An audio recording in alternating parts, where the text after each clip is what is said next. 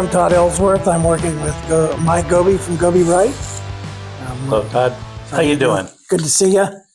So tell us a little bit about yourself, Mike.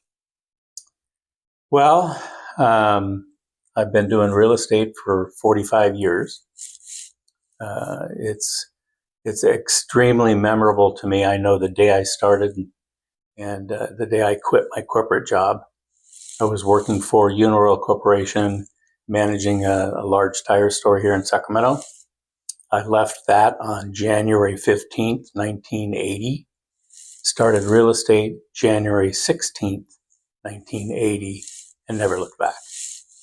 So I've had the fortunate of doing many, many things inside of the real estate field, from owning a real estate company, a management company, working with bank foreclosures, managing a real estate office, and a few other major things. And then my total career, I've worked mostly, or not mostly, but a lot with investors. And that's worked out real well. So how did you meet your wife? Oh, that's interesting. We were high school sweethearts. So we started in actual dating in junior year of high school. And I didn't date her as a sophomore, although I wanted to because she was a little taller than me. So because of that, I waited, and then I grew that summer. And then early of the junior year, we started dating. And we were together ever since. So, yeah. I know we've had conversations about how integral she was and your family was in your business. Could you elaborate a little bit more on that? Sure. I worked for Uniroyal Corporation, and she was kind of like an executive secretary for wine stocks, and then finally we started to have children, so she stayed home, became a stay-home mom, did some daycare, and one day I came home and her vocabulary was changing to baby talk to kids because that's all she was around.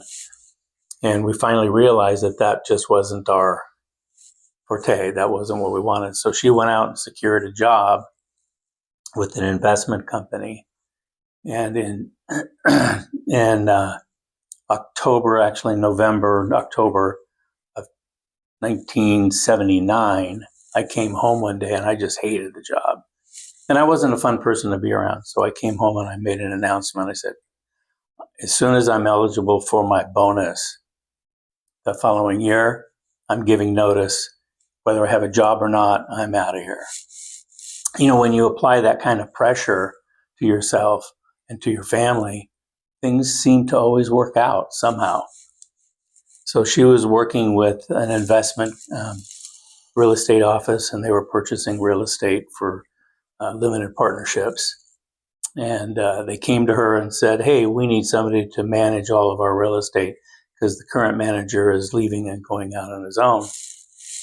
So we set up a lunch meeting in November of 79, and I met her bosses.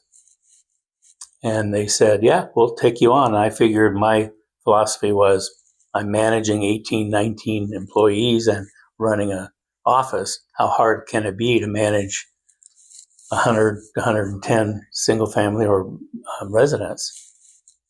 So managing is managing. So I started working with them, like I said, in January of 1980. 1980. Yeah. And January 16th. And before that, I was actually doing work. You know, on the weekends, I was showing houses, putting together the contracts, rental contracts, and then having the bosses sign them and everything, because I was just more of a showing agent. And then I was studying for my license, real estate license. I had fun doing that. I took it 3 times, although in those days you could sign up for the test And I signed up for it just as I was starting to study. My philosophy was, go take the test. Doesn't matter if you pass or fail. It matters that you get the experience and know what kind of questions are on the test. So as I finished the first test, I walked over to the window and re-signed up for another test. Then I waited for the next test. It was like 3 weeks. No, I'm sorry. It was like 5 weeks later. And by that time, I went through half of the course. I thought, I have nothing to lose. I'm just going to go take the test, get the experience. Went in and took the test. I think I came really close, but it didn't work out. Walked out, and I felt it. So I walked right out of the classroom, walked over and signed up for the next test. So you failed the test 2 times. 2 times. And then finally the third time. Third time, yeah. So then I went back, took the test the third time and felt really good. And I didn't sign up again. So yeah, then I passed and became a real estate agent. So what was your frame of mind when you failed it the first time, you failed it the second time? What was kind of going through your mind? I was kind of excited that it didn't matter to me one way or the other if I passed or failed. If I passed, I was pleasantly surprised. And if I failed, I just looked at it as an experience. I just learned something. And I learned how the questions were. And in those days, you memorize everything, because one thing I found out is a lot of the things that you do on the test, you don't use in real life.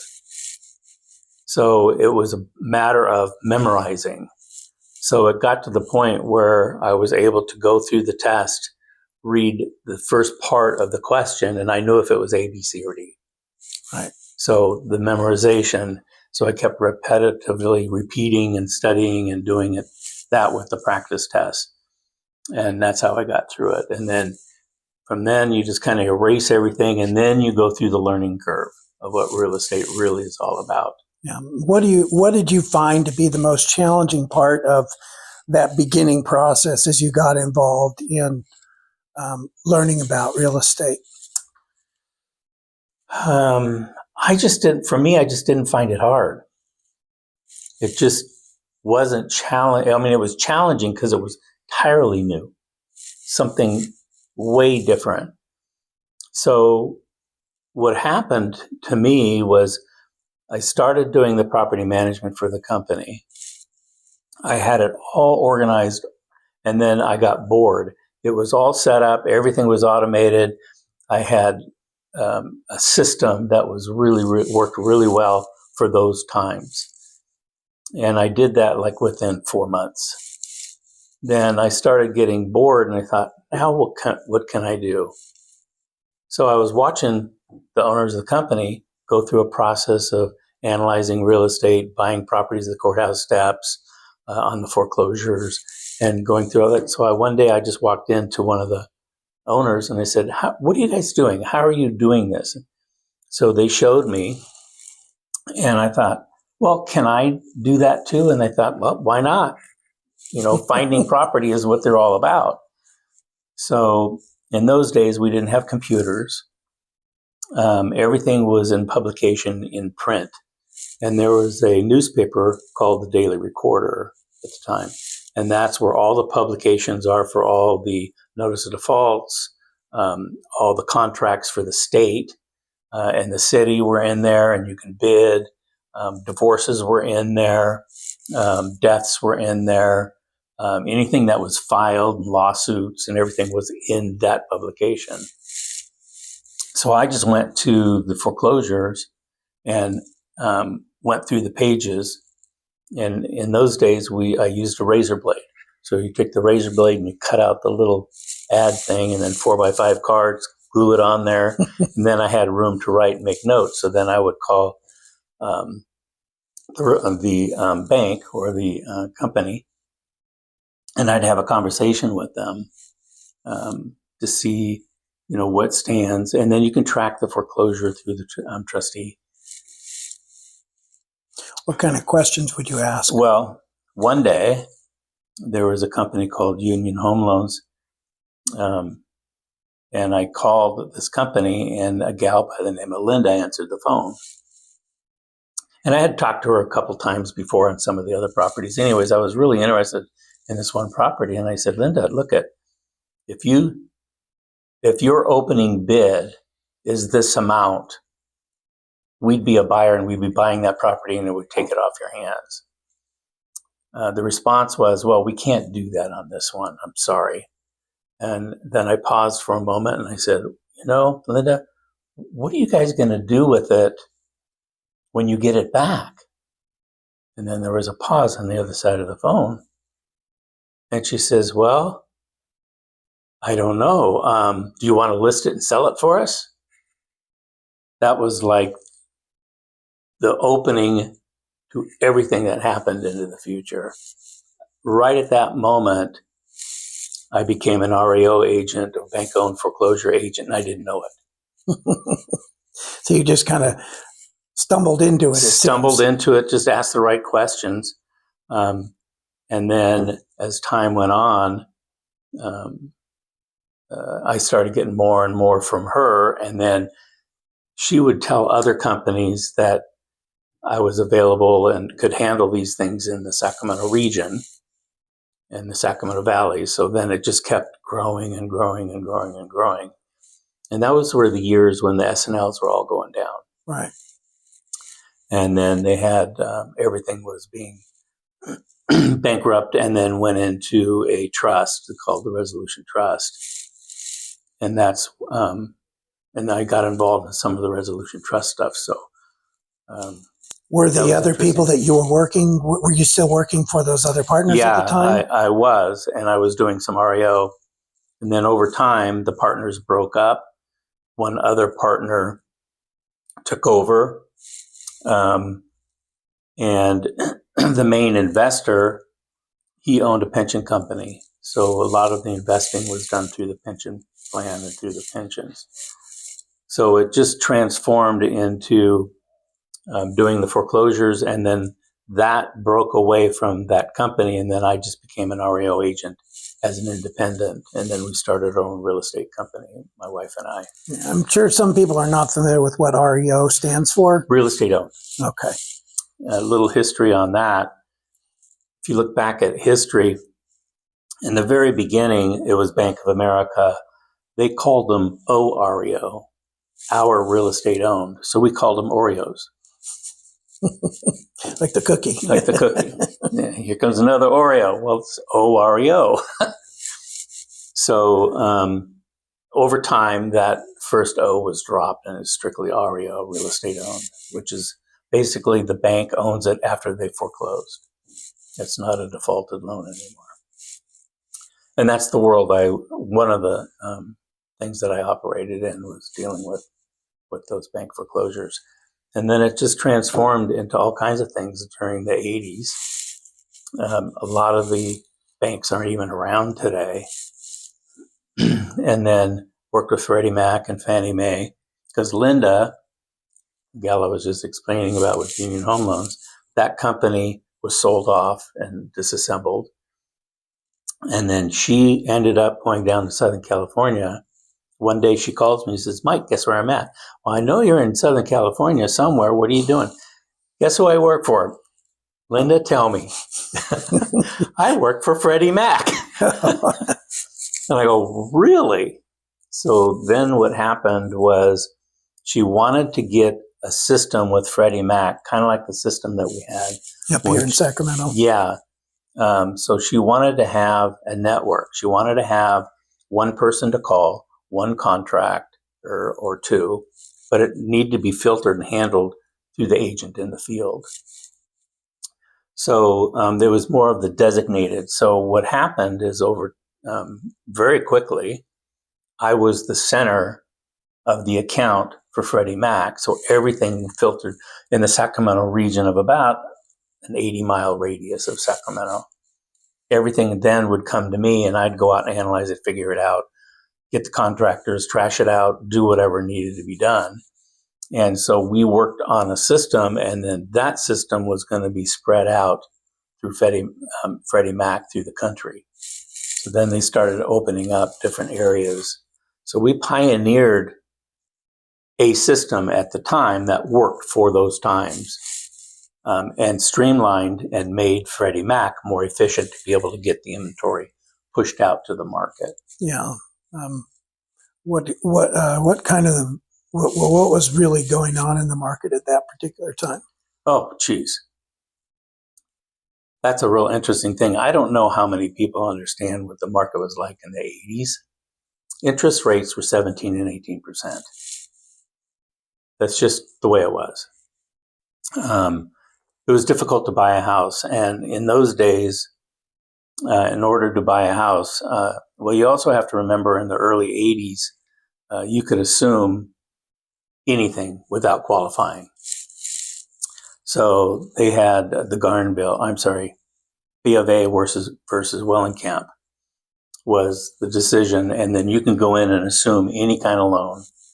So the way we would qualify people to purchase these houses by assuming the loans, we did the mirror test. If you can hold a mirror up to your nose and fog it, you can buy a house. I've heard that said. So other YouTube people have said stuff like that out there. Yeah. So a little exaggeration, but I mean that's how we looked at it. And people got extremely creative. I mean, they were buying houses from owners and assuming existing loans that had like an FHA at 12%, and then going out and put a second loan on at 18, 19%. So your blended rate was like 14. But if you went and got a brand new loan, it was 18. Right. So you could knock 3, 4, 5 points off of the going rate by doing these creative purchases.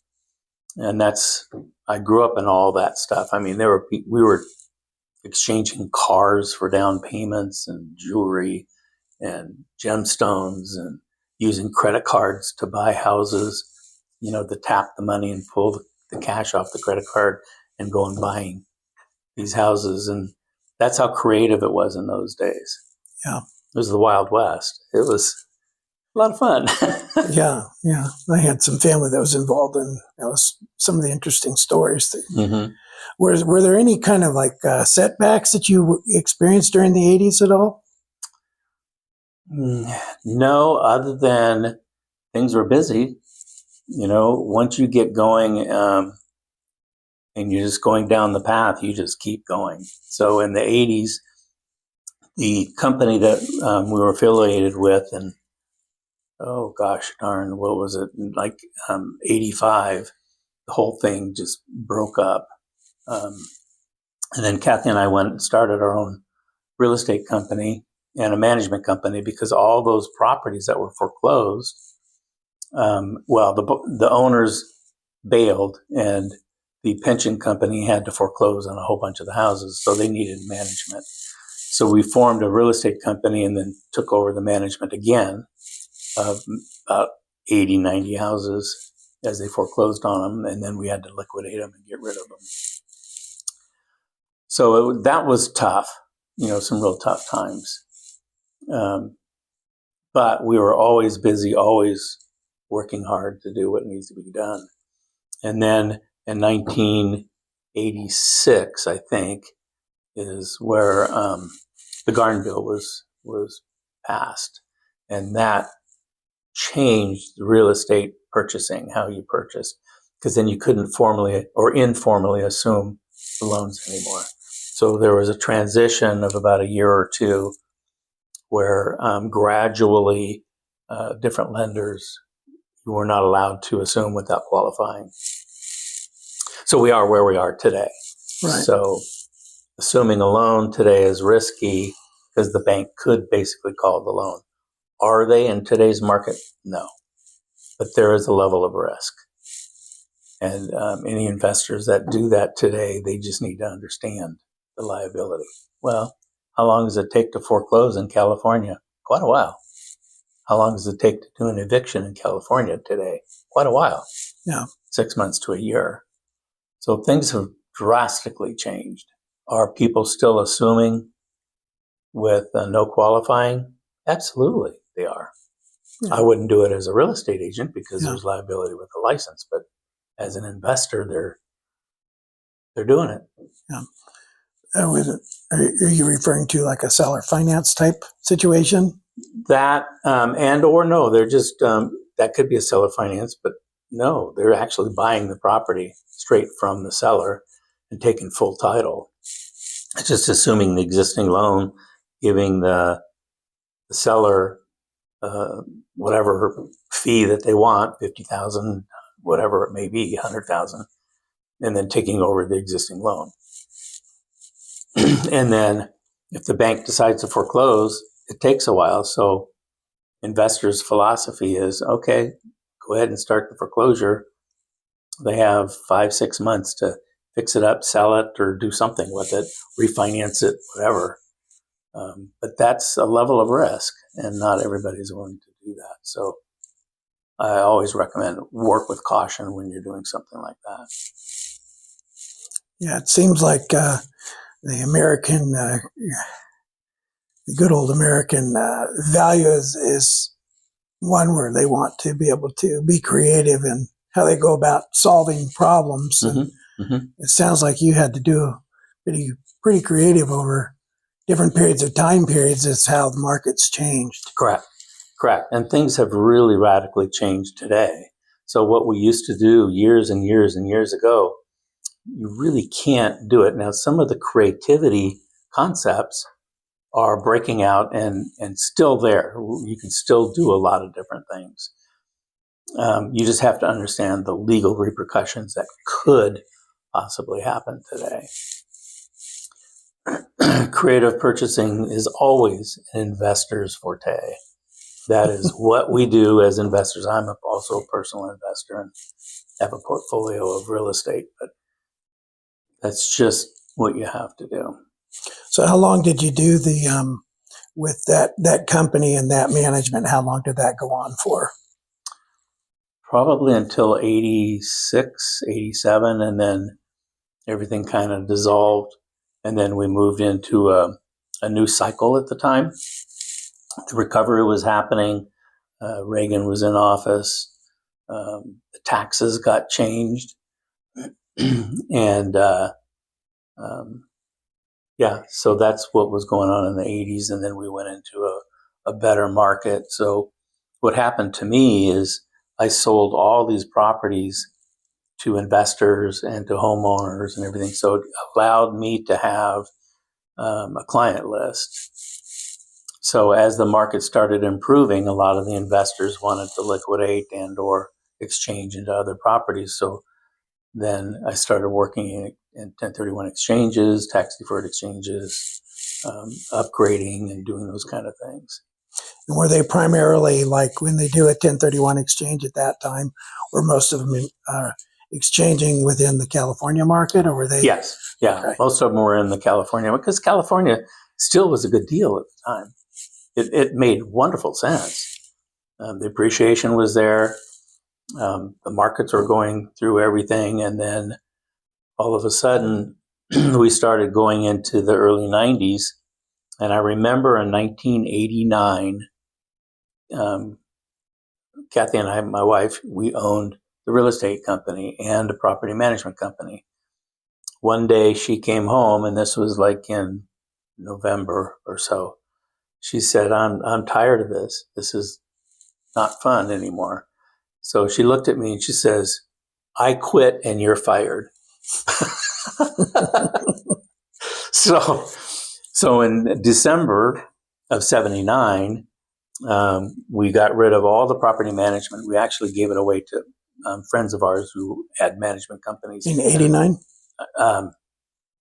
Yes, in 89. I'm sorry. 79. So just clarifying. 89. 1989. Thanks for correcting me. That was good. And so we got out of the management and we closed the corporation, closed the business, and went into a traditional office. And I had a feeling that things were going to be shifting in the other direction again. And sure as shooting, I remember specifically it was July of 1990. I felt it, instantly felt it. And the office that we were in, and you got to remember that they wouldn't have technology. I mean, we had computers, but they were limited. So in the office, this was a good size office, you would go up to a grease board and you'd put your sales up on the one board and you put your listings up on another board. And that July, the sales stopped, literally like that. It was kind of a shocker. And I watched on the board, listings started increasing, sales started decreasing. And I thought, oh, here we go. But you also got to remember that was the beginning of the threat of the Gulf War, all the stuff that was going on with that. The political stuff that was ramping up. Right. Yeah. So I try not to get political. I just pay attention to what's going on in the political world because it affects everything that we do. Yeah. Some people get emotionally charged. Exactly. So my philosophy has always been look at it, pay attention, and where's the golden nugget? What could you do to make a benefit of whatever's happening? And you can take that philosophy and use that, even if in an up market or a down market, a flat market, doesn't matter what's going on, because now you can prepare and understand how it relates to what we do in the real estate industry. And so the latter part of 1990, my phone started ringing from the banks. They were having foreclosures Yep, again? they were calling me and they said, hey, Mike, looks like we're going to have some more foreclosures. Are you still operating and still doing them? I said, heck yeah. Fire them over. Bring them on.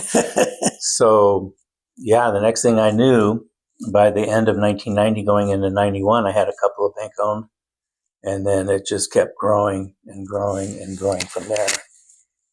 So we went through that 90 cycle, and that was quite interesting. And that lasted for, I think, till like 97, 98. I think I closed my last REO in 2000. It was either 99 or 2000. And then I was out of REO business. And were you, did you ever venture back into it then after 2000? Of course. So it was quite interesting because I had one client, bank client, through the 90s, and I loved their philosophy. And so we sold a lot of their properties. So one day, the head of the company, head of the REO department or loss mitigation, and he was a bigwig, and he called me one day and said, hey, Mike, are you still doing real estate and REO? And I says, heck yeah. He says, well, hang on to your hat. Looks like there's going to be a lot coming down. And then we had a few conversations and a few meetings in the meantime, and his philosophy was, we want to be the next sale in the neighborhood. When the whole street's up for sale, we want to be the next sale. So we need to figure out how that's going to look and what we got to do for that. And I thought, I love this guy. I mean, he just knew exactly what to do, knew how to prepare, because we had 2 cycles already to learn from. And what was interesting, backing up, the first cycle in the 80s, REO was the new thing. The banks had no idea how to deal with it. They had to set up departments to deal with it. It used to be before 80s, if a branch had a foreclosure, the branch took care of the foreclosure. But all of a sudden, there were so many that branches couldn't handle it. Right. So that's why they set up the department, and all the defaulted loans and everything would go over to that main department, and then they would handle it for the nation. So that was a learning curve. In the 90s, that's when the short sale concept came up. So now we had to figure out, what does that look like? Set up systems, figure that all out. And as we all know, it was just a mess. I mean, it was crazy. We didn't know what to do, how to do it. But towards the end of the cycle, there were systems, there were things in place. They went a little bit smoother. Now we move into the 2000s. And then all of a sudden, 2005, I gave my warning. There is a lot of stuff that's going to be happening. This is way too good. Things are crazy. it's going to fall off big time. And this is going to be huge, gigantic. So I gave a sell signal to a lot of my investors, a lot of my clients. I said, get liquid.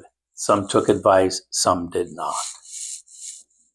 Even to the point where I was telling real estate agents, go sell your personal resident, go find a rental, stay in there, take your money, go buy some properties outside of California that are stable and you can just sit on them and then relax. Let the cycle go through and you could probably buy your old house back for 50 cents on a dollar.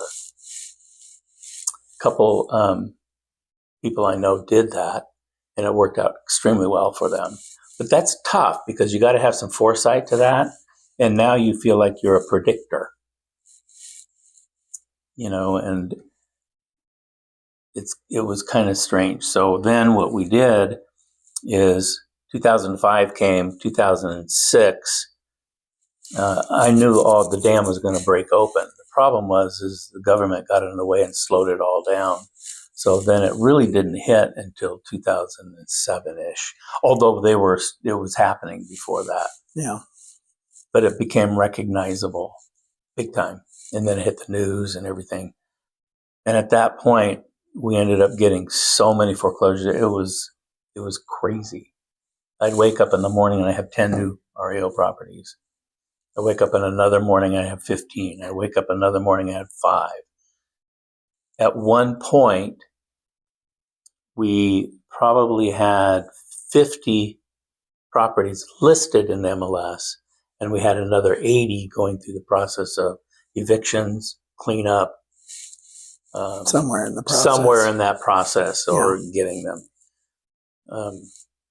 In those days, for example, in 2008, my wife and I, we closed probably 250 properties in that year. And it was just the two of us. We decided not to set up a big.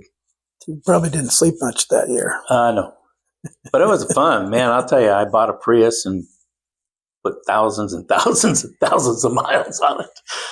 So, I had to get an economical car because I could be in Yuba City and Marysville, and then I get a phone call from the office. Says, okay, we just got 2 in Stockton. So then I'd have to finish up what I was doing there and head to Stockton. And then by the time I got down there and inspected the properties, it would be too late. So I always had a go bag in my car. So then I would just go find a hotel somewhere and stay the night. Because the next morning there was another one. Yeah, you were going to be somewhere else. Yeah, or I had to go to court for an eviction or something I had to do. So those are some interesting times. So it sounded like during that time you had to be really, really flexible. Oh yeah. Yeah. So as it came in, you dealt with it. Yeah. It was kind of tough to be proactive. You're more reactive. Although I did set up proactive systems that worked for what we did and how we handled them. So that's what we did. Yeah. And were you still doing everything like old school paper files and all that other stuff during that time, or was technology kind of making its way in? Well, technology was started to make its way through at the time. And the computers worked much, much, much better. They were efficient. We didn't have to do the paper thing like we had to do in the 80s and 90s. Because in the 80s, 90s, you had to take photos of the property. So we had an account at, the instant photo place. So we did hundreds and hundreds and hundreds of dollars with them every month. And then we had to take the photos and put them on a legal size piece of paper. And there was, I think it was 6 photos per page. So that was Kathy's job. She did the clerical. Kept all the files. Kept all the files and negotiated all the contracts as they came in, because there were systems that you had to do to be able to submit.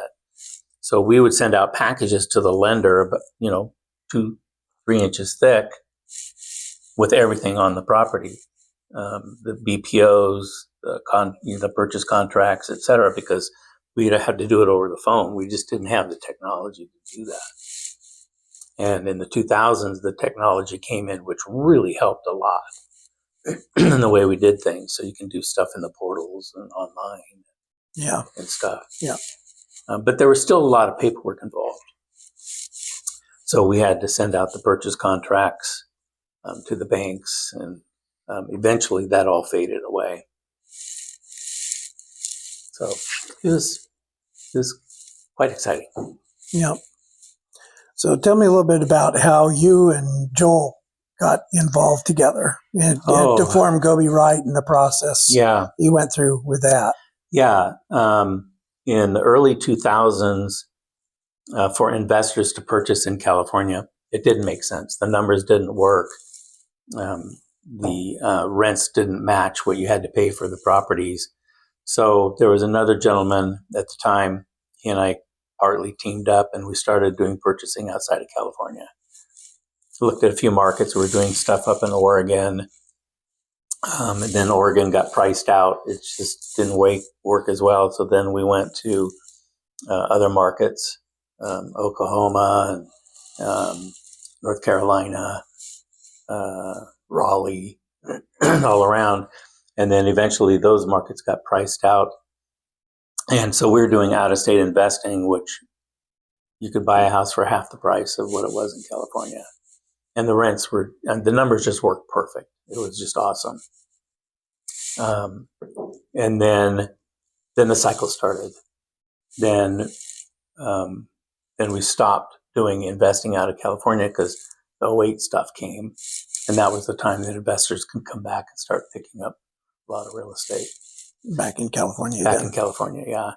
And it's interesting because when you talk to investors today who were around in those days, and there is not a one that I've asked, I said, did you buy a bunch of real estate during the 80s, in the 08? I'm sorry, yeah, in the 08 crisis. And they go, oh yeah, we bought 3 or 4 or 5 or whatever. And I said, do you think you should have probably bought more? Unanimously, everybody said they should. But hindsight, you don't know. Yeah. So even myself, I should have bought way more. But that's what was going on. Now we've seen the market shift again, and everything just took off. The values have gone up radically. And I remember one day Joel called me and said, hey, Mike, he said, I want to talk to you and just talk a little bit about real estate and what's going on and everything. And so we met at a Starbucks outside. And so we sat and we talked. I think we talked for 3 hours, 4 hours, whatever. And Joel had his own brokerage. He was his own real estate brokerage. And I said, well, if you want to get busy again, then you need to go to a traditional office and be around, a lot of activity. So he thought about it, and we talked a few more times after that meeting. And about 5 months later, he calls me and he says, well, I've decided I'm going to come over and be in your office. And I said, great, come on over, let's talk further. Then Joel had done in the early 2000s out-of-state stuff, and I was doing out-of-state stuff. And then the market was shifting again, and we're moving out of the recession or the depressed cycle, and values are starting to go up. And it got to a point where the values went up so much that the numbers didn't work again in California to invest. So Joel and I sat down and we talked and said, hey, maybe we need to do some out-of-state stuff. I have experience, you have experience. Let's just team up, see what happens. And that's basically how it got started. So we formed LLC, we got the consulting company going, and then I moved all my real estate out of California. Was there a particular year you did that, or over a period of time? I did it over a period of time. I wanted to liquidate all my assets out of California and acquisition in another location. You 1031 on everything. I did a bunch of 1031s. So I was able to sell one house in California and pick up two in another market. So I had a philosophy at the time, and I thought it just made sense to me to do that. So I figured out that if I sold one property and I was getting this much in rent, that when I went and took the same dollars and did something else in another market, I won 1.5 times my gross income, gross rents, I should say. And I thought, that's interesting. And then I looked at things even further and deeper and said, in those days, you were getting 4%, 3%, 4.25% interest rates on non-owner occupied. So I sold everything over here in California and went over here and bought a whole bunch of stuff and got 3.5% to 4.5% interest, and I did 15-year loans. So the interest rates were lower. Lower, a lot your lower. Return on investment was better too. Yes. So what I started doing is I started running my numbers and started paying real close attention to what was going on. And I thought, oh my goodness, how can you increase value in a down market, in a market that's losing value? And I thought, there are 4 things in real estate technically that are important. 3 of them you can control and 1 you cannot.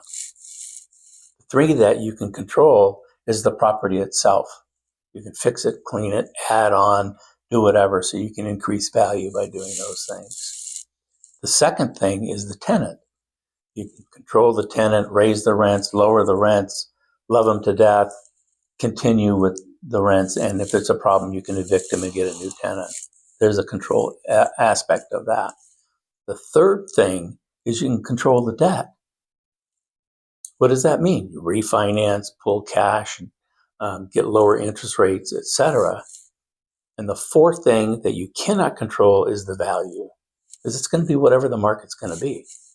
So I thought, I can't control the value, but I can control the debt. But how can I increase net worth in a flat market or in a down market? Well, if you have a 15-year loan, your debt's going down radically. So you have debt, you have value. So if the value goes down and the debt goes down, either matching the value or somewhat close, it may not be 100%, but you're hedging your bets that way. So once I was explaining that to Joel and we talked about that, it was like an eye-opening thing. And that's just the way I looked at things.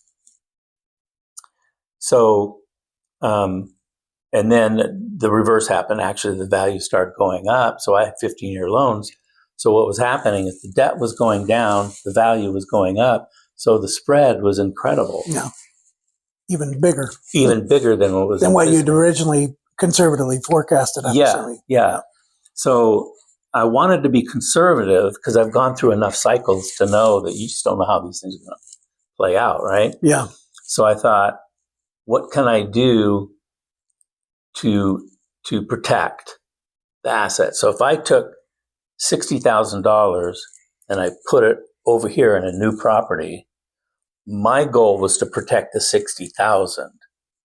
Was my philosophy, not protect the asset and make a lot of money and everything. I wanted to protect my 60,000 net worth, the equity that was in that property. And that's where the 15-year loan concept came into play. And I thought, gosh, even if I lose 10,000 and the equity now is 50,000, I'm not getting hammered as bad as everybody else because they over leveraged or did 30-year loans or whatever they did. My value, my equity was increasing every month. So there was a point in time where every month my net worth went up about $8,000 because that's how much debt was being paid down in debt reduction. Every month, $8,000 equity position.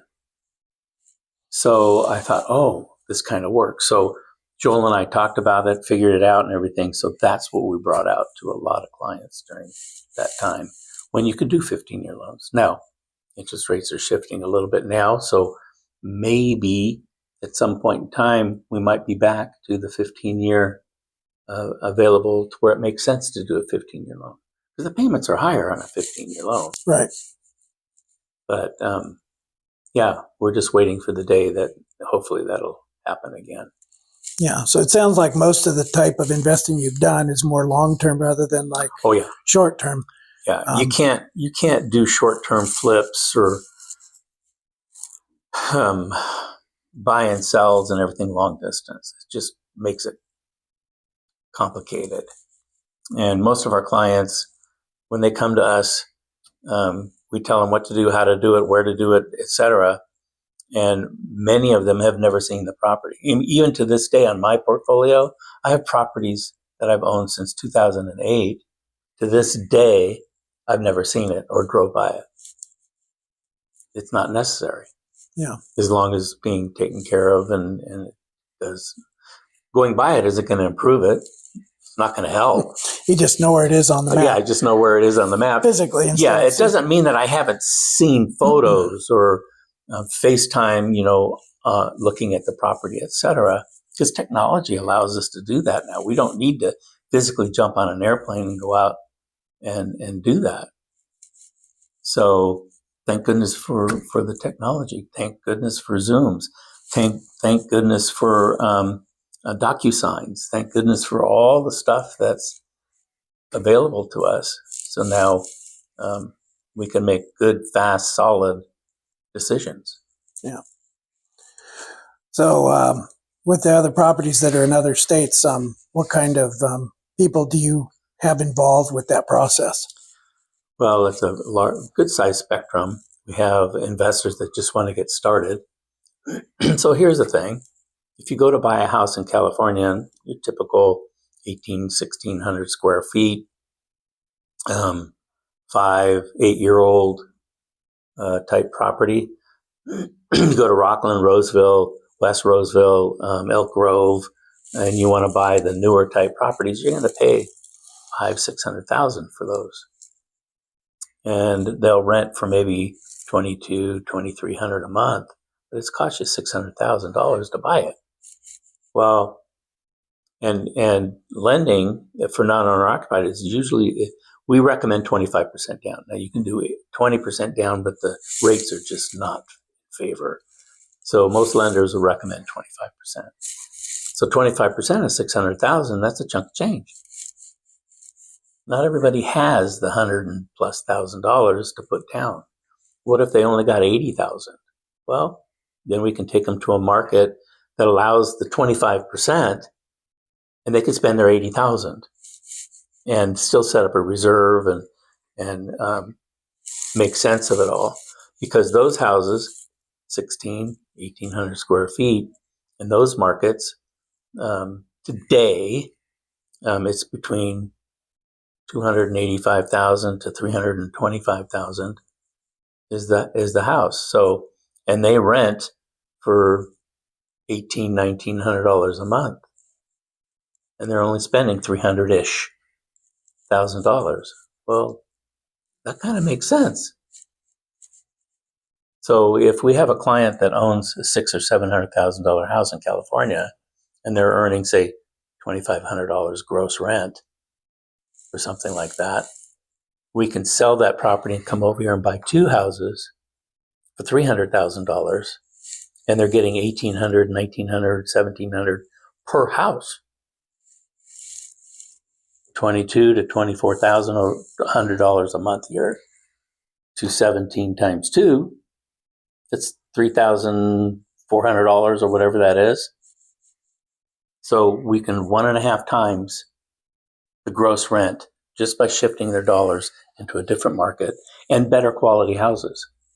Because sometimes the houses that they're selling is older, may need a roof, may need some repairs and all that kind of thing. So we can get them out of the house that expenses are going to be coming up in the near future. Come over here, buy a newer property, done. It's real simple. Yeah. So you have property managers and Yeah, we have real estate agents and all everything that is other dialed. stuff. Everything is dialed. We got good boots on the ground. We got management. Management's got good repair contractors. And Joel and I physically will go out and do a deep dive research on these markets. And thank goodness for Joel. We're tracking about 800 markets across the United States. So we're looking for trends, looking for cycles, looking for opportunities, looking for things. We know some areas that we don't want to be in. I'm not sure I would invest in Memphis, Tennessee. It's one of the armpits of the United States, sad to say. But not sure I would invest in Detroit. Not sure I would invest in Chicago. But I mean, there are some really, really, really good markets. Tennessee is one of the better markets. Arkansas, Oklahoma has got some really good markets in certain areas. I'm having a hard time. Joel and I are having a hard time pulling the trigger on Texas. They have property taxes, even though a lot of people are moving there. It's just we just can't seem to make the numbers make sense. Not that it's not a good place to go; it may be a great place to go if you want to live there. We're just having a hard time making numbers work. That's the way we analyze it. Yeah. Tell me a little bit about. I'm kind of shifting a little bit here.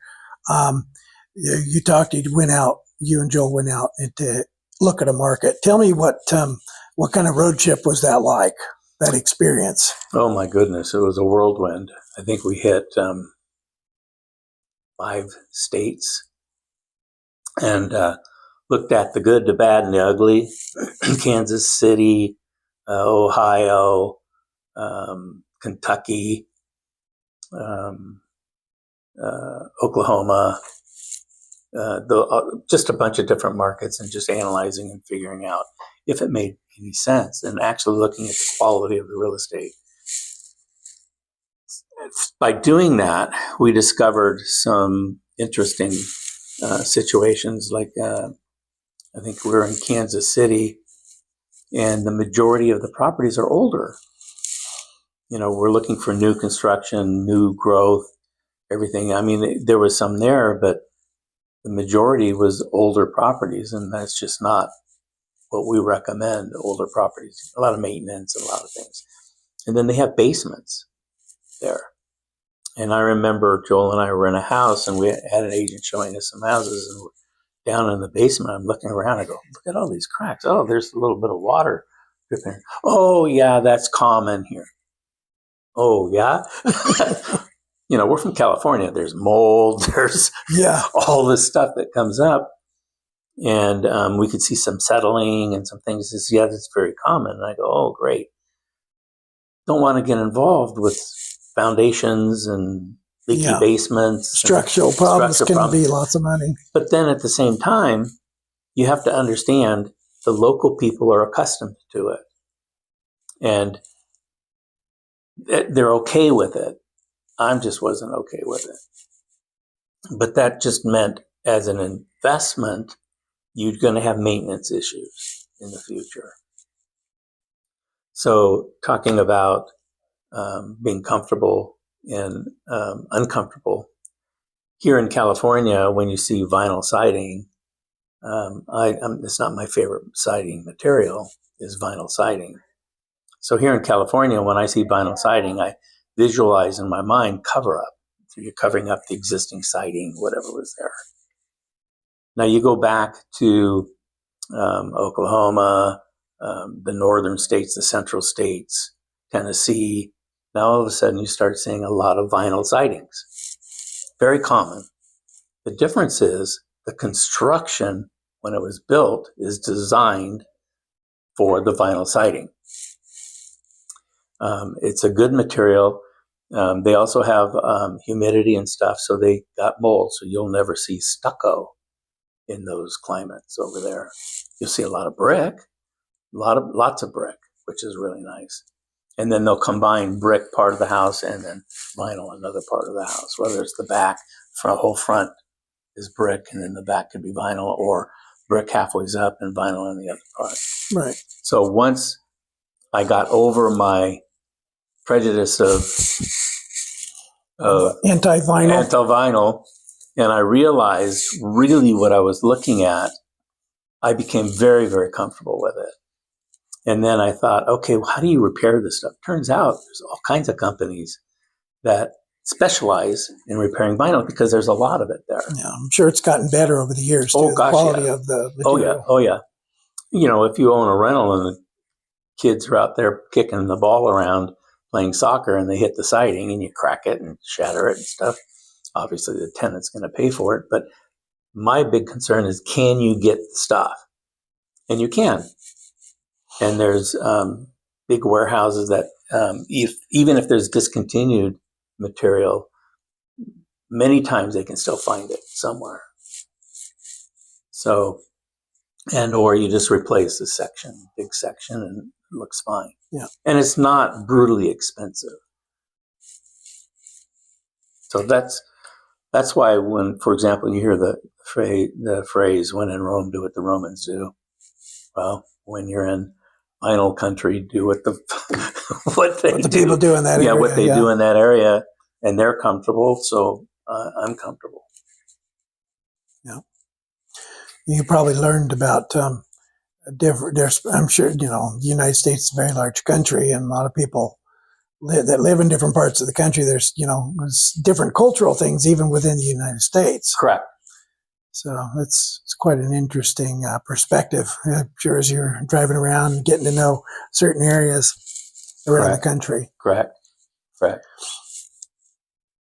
So I guess one other thing I wanted to try and understand, wrap my head around is, now that you're a little bit older, a little bit wiser, why did you want to transition into sharing your knowledge with the future generations? What's your motivation, I guess, behind that? My wife and I, we had a philosophy when we first got into real estate, especially when we transitioned into a traditional brokerage company. Whether it was Century 21, Coldwell Banker, Remax, Keller Williams, whatever, our philosophy has always been is teach what you know unconditionally. And I've done that, and my wife and I, we did that ever since we got into real estate. Didn't matter how little or how much we knew, because in the beginning you didn't know much. So as we went forward, we'd always advise other realtors and other people in the industry, if you really want your business to take off and do quite well, become a teacher. Teach what you know unconditionally. And don't expect anything back. So when Joel and I got together, we used the same philosophy. We're just going to teach. We're going to explain things, help people understand unconditionally. And that just made sense to us. So that's why I've always been a teacher. I've done a lot of speaking at investor clubs. We actually started an investment group in our real estate office over time, done all kinds of different things. And so it allows me anyways to not forget everything that we've done in the past. And it's amazing how many things we forget. When you go 10 years, 15 years, 20 years, 30 years, and in my case, I'm 45 years in the industry. You tend to forget certain things, but when you become a teacher and you're explaining certain things, you can recall some very interesting ideas and stuff that you just totally forgot about. What's one thing that's been kind of frustrating for you with the newer technology and the AI stuff that's kind of coming down the pipe? Or has been? Yeah, I'm not a good tech guy. So I'm to the point where I have to surround myself with people that know good tech. That's where you come in. And I need to surround myself with people that know how to do a lot of research. That's where Joel comes in. And then I have my strengths and things that I know about and understand and work with. So a conglomerate really together, it kind of works. So I don't have the fear in the technology because I know who to call. Yeah. Now, it's interesting as we go through the new technology and AI. We're always learning new programs, new portals, new technology. What AI? How does that work? And all that stuff. So we're all learning, and so as I start going through the cycle of life, sometimes you just don't want to learn everything that you need to learn. You just need to know who's around you to get things handled and done and explain it. Now, I'm real good at turning the on button. I know where that is. The on and off button. So what would you say to like some of the younger people, like, they're getting out of college and want to get into real estate or real estate investing? What was some advice that you would want to pass on to them? Real estate is a very, very rewarding field. But if it's like any job, like anything, you have to be able to engage with it at a certain level. And sometimes it's a personality thing. Sometimes people don't have the gift of gab or the gift of explaining things. Sometimes, you deal with somebody who's an accountant. They have a different kind of personality. It's kind of monotone, analytical type. Sometimes they're not the best ones to step into real estate. And you have ones that are really technical, brain surgeons, and they have that kind of mindset and brain. Maybe that wouldn't be a good thing for real estate. But if you love people, love talking with people, outgoing, people like you, and you can communicate well, real estate's a great field. Now, is it a lot of work? Oh gosh, yes. Many people look at real estate. Oh, you can get in and get rich quick. That's not the truth. It's a lot of hard work. There's a lot of things you have to do. And if you do get into real estate, get involved with a company that has good training, whatever that looks like. Now, some of the best training out there, Keller Williams has some of the great training out there. But so do some of the other companies. They have so interview. Don't just pick a company. Go talk to at least 3, preferably 4 or 5, and interview with them and see what they have to offer, and how quickly can you get things up and running. So when I'm telling brand new agents, or even agents that are studying, there are companies, including Keller Williams, that you can actually start learning streetwise and get into some of the classes before you even get licensed.